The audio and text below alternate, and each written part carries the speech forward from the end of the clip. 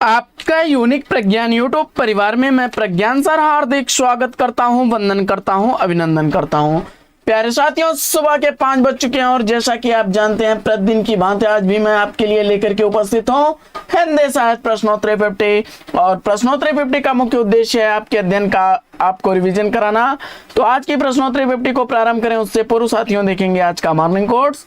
आज का बड़ा ही प्यारा सा मॉर्निंग कोट्स है, किसी के कहने से यदि अच्छा या बुरा होने लगे तो ये संसार या तो स्वर्ग बन जाए या पूरी तरह से नरक।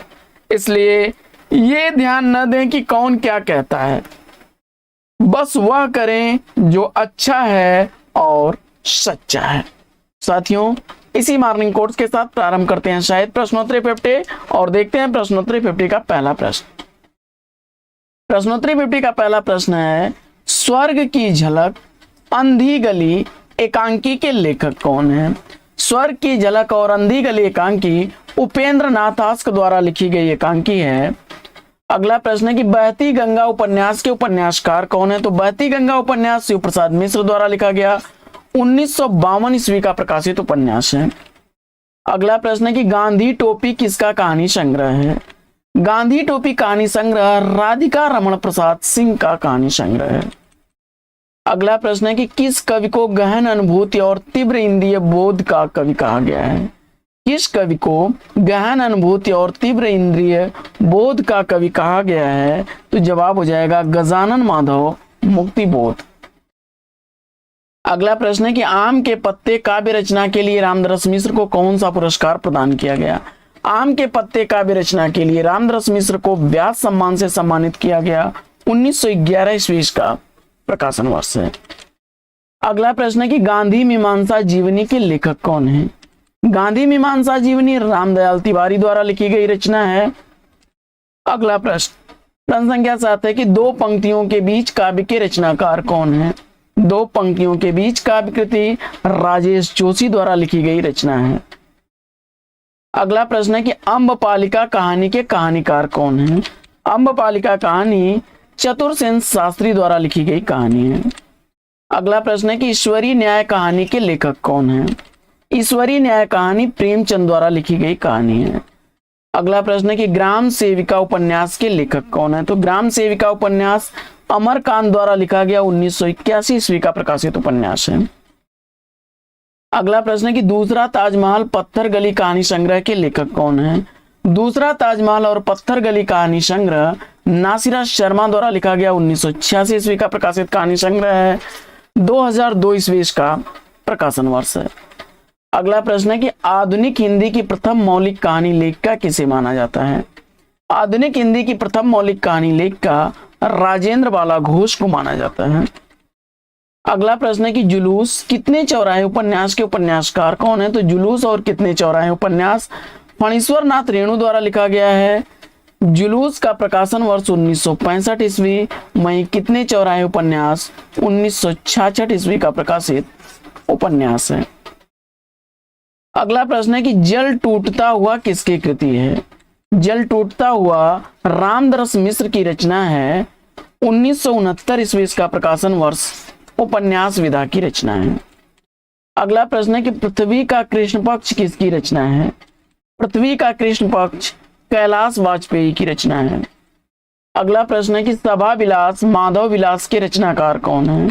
सभा विलास माधव विलास लल्लू लाल की रचनाएं हैं। सभा विलास 1815 ईस्वी का, माधव विलास 1817 ईस्वी का प्रकाशित ग्रंथ है। अगला प्रश्न है कि कोहरे में कैद उपन्यास के उपन्यासकार कौन है? कोहरे में कैद उपन्यास गोविंद मिश्र द्वारा लिखा गया उपन्यास है। अगला प्रश्न है कि प्रयोगवाद दृष्टिकोण का अनुसंधान है या कथन किसका है? प्रयोगवाद दृष्टिकोण का अनुसंधान है या कथन केसरी कुमार का है। अगला प्रश्न है कि जंक्शन कहानी के लेखक कौन है? जंक्शन कहानी मुक्तिबोध की रचना है। अगला प्रश्न है कि शब्द और स्मृति कृति के रचनाकार कौन है? तो शब्द और स्मृति कृति निर्मल वर्मा की रचना है। अगला प्रश्न है कि शमशेर का गद्य हिंदी का जाति गद्य है या कथन किसका है? शमशेर का गद्य हिंदी का जाति गद्य है या रामचंद्र तिवारी का कथन है। अगला प्रश्न है कि राम कुमार वर्मा का प्रथम एकांकी संग्रह कौन सा है? राम कुमार वर्मा का प्रथम एकांकी संग्रह पृथ्वीराज की आंखें हैं। अगला प्रश्न है कि पाश्चात्य काव्यशास्त्र सिद्धांत अभिव्यंजनावाद के प्रवर्तक कौन हैं? पाश्चात्य काव्यशास्त्र सिद्धांत अभिव्यंजनावाद के प्रवर्तक क्रोचे हैं। अगला प्रश्न है कि नई समीक्षा नए संदर्भ किसकी आलोचनात्मक रचना है? तो नई समीक्षा नए संदर्भ यह आलोचनात्मक रचना डॉक्टर नगेंद्र की है। अगला प्रश्न है कि निराला दार्शनिक कवि हैं, यह कथन किसका है? तो निराला दार्शनिक कवि हैं, यह कथन डॉक्टर रामविलास शर्मा का है। अगला प्रश्न है कि घास में दुब का आकाश काव्यकृति की रचनाकार कौन है? तो घास में दुब का आकाश काव्यकृति अशोक वाजपेयी द्वारा लिखी गई 1994 ईस्वी की प्रकाशित रचना है। अगला प्रश्न है कि 9 साल छोटी पत्नी किसकी कृति है? तो 9 साल छोटी पत्नी रविंद्र कालिया की रचना है। अगला प्रश्न है कि स्मृति के झरोखे से किसके जीवन पर आधारित जीवनी है? स्मृति के झरोखे से भारत भूषण अग्रवाल की जीवनी है, जिसकी लेखिका बिंदु अग्रवाल हैं। अगला प्रश्न है कि राखी की लाज किसका नाटक है? राखी की लाज नाटक वृंदावन लाल वर्मा का नाटक है। अगला प्रश्न है कि पृथ्वी परिक्रमा पदयात्रा साहित्य के लेखक कौन है? पृथ्वी परिक्रमा यात्रा जो है, यह यात्रा साहित्य सेठ गोविंद दास द्वारा लिखा गया है। 1994 ईस्वी का प्रकाशन वर्ष है। अगला प्रश्न है कि कथा कहो उर्वशी उपन्यास के रचनाकार कौन है? जवाब हो जाएगा देवेंद्र सत्यार्थी। 1961 ईस्वी का प्रकाशन वर्ष है। अगला प्रश्न है कि बलचनमा उपन्यास का प्रकाशन काल क्या है? तो बलचनमा उपन्यास 1952 ईस्वी का प्रकाशित उपन्यास है और नागार्जुन द्वारा लिखा गया है। अगला प्रश्न है कि आत्महत्या के पहले सफेद कौवा अंतिम बयान कहानियों की रचनाकार कौन है? आत्महत्या के पहले सफेद कौवा और अंतिम बयान कहानियां मंजुल भगत की कहानियां हैं। 1979 ईस्वी आत्महत्या के पहले का प्रकाशन वर्ष है। वहीं सफेद कौवा 1986 ईस्वी की और अंतिम बयान 2001 ईस्वी की कहानियां हैं। अगला प्रश्न है कि पिघलते पत्थर मुक्तक काव्य के रचनाकार कौन है? तो पिघलते पत्थर मुक्तक काव्य रांगे राघव द्वारा लिखा गया 1946 ईस्वी का प्रकाशित काव्य।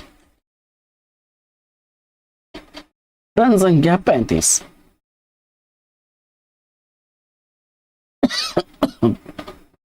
क्षमा करें।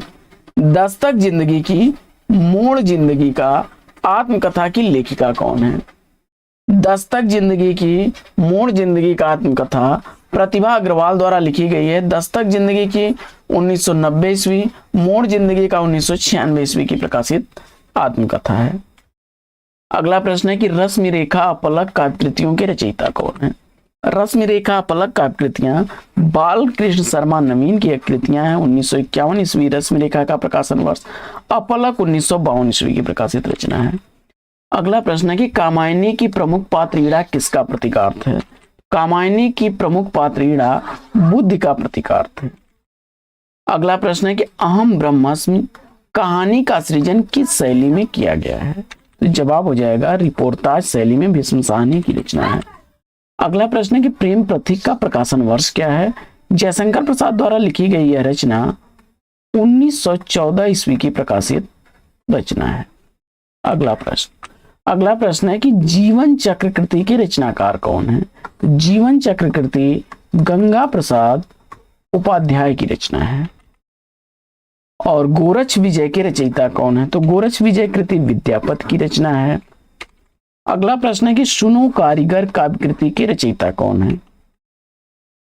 सुनो कारीगर काव्य कृति उदय प्रकाश की रचना है। 1980 ईस्वी का प्रकाशन वर्ष है।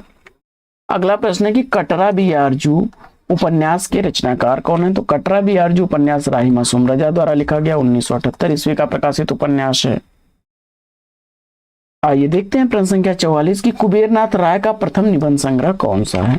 कुबेरनाथ राय का प्रथम निबंध संग्रह प्रिया नीलकंठी है। 1968 ईस्वी का प्रकाशन वर्ष है।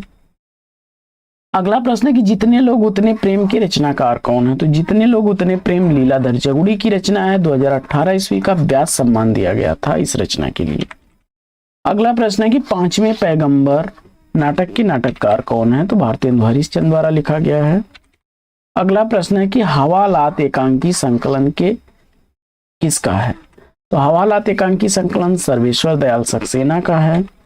अगला प्रश्न है कि काव्य में अभिव्यंजनावाद आलोचनात्मक कृति के लेखक कौन है? तो काव्य में अभिव्यंजनावाद आलोचनात्मक कृति लक्ष्मी नारायण सुधांशु द्वारा लिखी गई रचना है। और काव्य की रीत सीखी सुकविन सो देख सुनी बहुलोक की बातें, यह काव्य पंक्ति किसकी है? तो जवाब हो जाएगा भिखारी दास की। अगला प्रश्न है कि रात का सफर उपन्यास की नायिका कौन है? रात का सफर उपन्यास रामदरस मिश्र द्वारा लिखा गया है, जिसकी नायिका रीता है और 1976 ईस्वी इस उपन्यास का प्रकाशन वर्ष है। तो साथियों, आज की प्रश्नोत्तरी 50 लेगी यहीं पर विराम। वीडियो अगर अच्छा लगा हो तो वीडियो को लाइक और शेयर कर दीजिए। चैनल पर पहली बार आए तो चैनल को सब्सक्राइब कर लीजिए। फिर मिलते हैं आपसे अगले वीडियो में एक नए प्रकरण, एक नया टॉपिक, एक नए अंदाज में। तब तक के लिए लेंगे आपसे विदा। आपका जीवन मंगलमय हो। बेस्ट विशेष, बेस्ट ऑफ लक। जय हिंद साथी।